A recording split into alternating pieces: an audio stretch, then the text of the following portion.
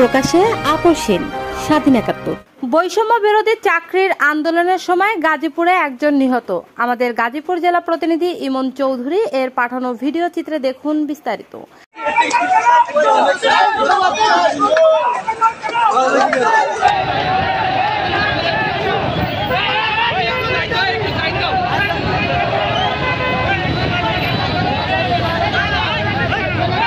আজকে গাজীপুরের বাইপাস এলাকাতে বৈষম্য বিরোধী চাকরির আন্দোলন করার সময় ইউনিক ফ্যাশন হাউস গার্মেন্টস শ্রমিকদের সঙ্গে চাকরির প্রার্থীদের সাথে মারামারির ঘটনা ঘটে। এ সময় বেশ কিছু চাকরি প্রার্থী আহত হয়। ঘটনাস্থলে সেনাবাহিনী এসে আহতদের উদ্ধার করে হাসপাতালে পাঠানো হয়।